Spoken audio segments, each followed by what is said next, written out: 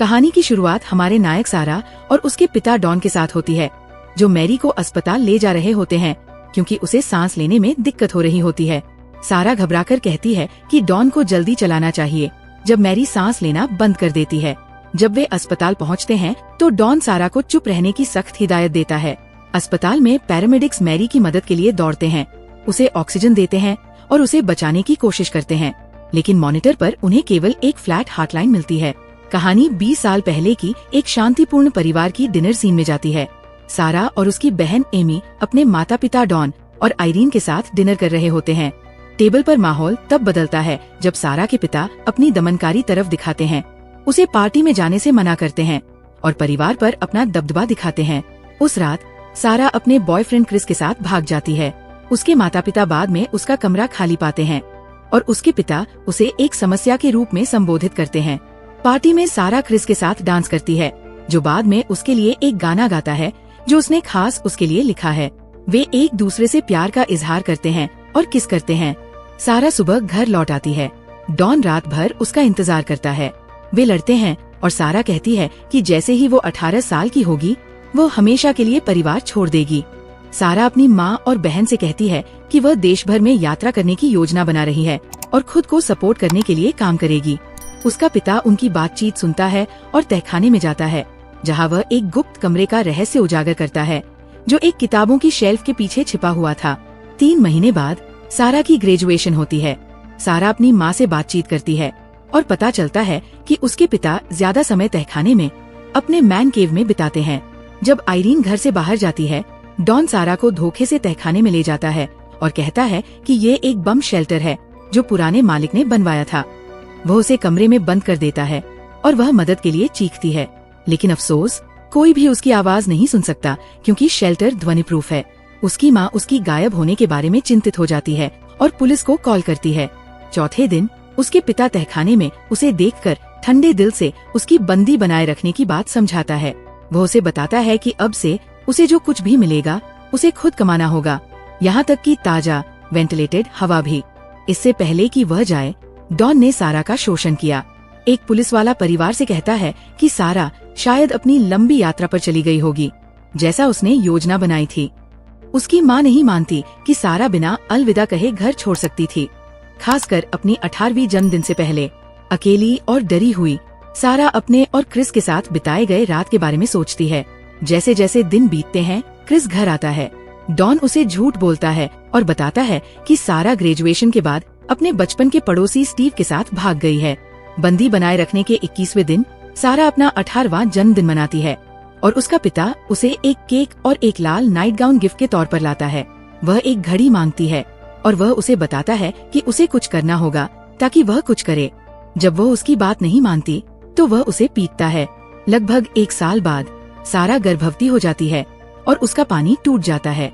अकेली वो एक लड़की मैरी को जन्म देती है। 4 साल बाद सारा फिर से गर्भवती होती है। डॉन एक गुप्त दोहरी जिंदगी जी रहा है, एक पत्नी आइरीन और बेटी एमी के साथ, और एक सारा और उसकी बेटी मैरी के साथ तहखाने में। सारा के बारे में अभी भी चिंतित आइरीन एक प्राइवेट इन्वेस्टिगेटर हायर करना चाहती है, लेकिन डॉन जोर देकर मना कर देता है। अच्छे व्यवहार के लिए डॉन सारा और मैरी के लिए तहखाने में एक टीवी लाता है। बाद में सारा एक दूसरा बच्चा, एक लड़का माइकल जन्म देती है। एक रात सारा अपनी डरावनी जिंदगी की कहानी को एक बेड टाइम स्टोरी में बदल देती है, जिसमें राजकुमारियाँ और योद्धा होते हैं जो वह अपने बच्चों को सुनाती है। क्रिस फिर से घर आता है, सारा के बारे में पूछताछ करता है। उसकी बहन एमी उसे सच्चाई बताती है। क्रिस को धोखा देने के बाद वे बात करते हैं कि डॉन सारा के साथ हमेशा कितना बुरा रहा है। एमी डरती है कि डॉन ने शायद सारा को मार डाला है क्योंकि वो पहले बहुत गुस्सैल और क्रूर था।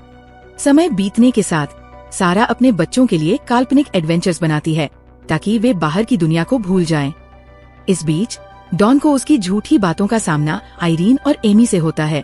एक भयानक झगड़ा होता है। गुस्से में आइरीन चिल्लाती है कि वह अपनी बेटी को ढूंढने के लिए सब कुछ करेगी। लड़ाई के दौरान डॉन अपनी चाबियां सोफे पर छोड़ देता है। एमी चाबियां लेती है और तहखाने में जाकर सबूतों के लिए तलाश करती है। डॉन उसे पाता है, अपनी चाबियां वापस लेता है और एमी से लड़ता है। वह गुस्से में है, डरी हुई है और डॉन को सारा की गायब होने के लिए दोषी ठहराती है। समय के साथ सारा एक और लड़का थॉमस जन्म देती है। शांत और सौम्य सारा डॉन को मनाती है कि वह तीसरे बच्चे को ऊपर ले जाए। वह उसे समझाती है कि तहखाने में एक और बच्चे के लिए जगह नहीं है और उसके पास उसे संभालने का समय नहीं है। बच्चा घर के दरवाजे पर छोड़ दिया जाता है ताकि आइरीन उसे पा सके। बच्चे के बास्केट में एक दिल छूने वाला नोट है जो शायद सारा ने लिखा है, जिसमें लिखा है कि यह उसका बच्चा है और वह चाहती है कि इसे आइरीन पाले। नोट में ये भी लिखा है कि वह और उसका बॉयफ्रेंड बच्चे का पालन पोषण करने के लिए सक्षम नहीं है। बास्केट में सारा की एक और चिट्ठी भी है जिसमें मदद की अपील की गई है। अफसोस की बात है कि डॉन इसे खोजता है और उसे फिर से शारीरिक रूप से पीटता है। बंदी बनाए रखने के वर्षों के दौरान बच्चों की कल्पना ने असाधारण रूप से वृद्धि पाई और उन्होंने अपनी माँ की बेड टाइम स्टोरी का विस्तार किया। अब सारा को तहखाने में रहते हुए 14 साल हो चुके हैं। मैरी एक खूबसूरत युवती बन चुकी है जो एक रात मेकअप का परीक्षण करती है। जब डॉन उसकी खूबसूरती में रुचि दिखाता है तो सारा उससे अपनी बेटी को अकेला छोड़ने की भीख मांगती है। वो नहीं चाहती कि उसे शोषण का सामना करना पड़े। बदले में डॉन पावर बंद कर देता है जो ताजे हवा को नियंत्रित करता है। हवा के लिए संघर्ष करते हुए मैरी अपनी चिंता व्यक्त करती है कि वह कभी किसी से नहीं मिलेगी और उसके पास कोई दोस्त नहीं है। इस बातचीत के दौरान हमें पता चलता है कि मैरी को ये नहीं पता कि डॉन उसका दादा और पिता दोनों है। अब बड़े हो गए थॉमस को अपनी दादी को अपनी माँ के कमरे में रोते हुए देखता है। आइरीन अपनी बेटी को याद करती है और थॉमस को बताती है कि सारा कितनी अद्भुत है। उसी समय तहखाने में छत से बारिश की बूंदें गिरने लगती है। सारा ऊपर चढ़कर गीली छत को देखती है। एक चम्मच का उपयोग करते हुए वो सतह तक पहुंचने के लिए खुद को खोदती है और एक संकट संकेत भेजती है। एक पड़ोसी इसे देखता है और डॉन को इसके बारे में बताता है। बजाय इसे जांचने के डॉन सारा को पीटता है जो फिर से गर्भवती है। पीटने से उसे उसका बच्चा खो जाता है। दर्द से सिसकते हुए सारा का अबॉर्शन होता है और डॉन उस बच्चे को यार्ड में दफन कर देता है। डॉन तहखाने में जाता है और शिकायत करता है। वो थॉमस की भी सराहना करता है जो अब एक मजबूत एथलीट बन चुका है। जब मैरी और माइकल ये पूछते हैं कि वे कब बाहर की दुनिया में जाएंगे, डॉन सारा और उसके बुरे व्यवहार को दोषी ठहराता है।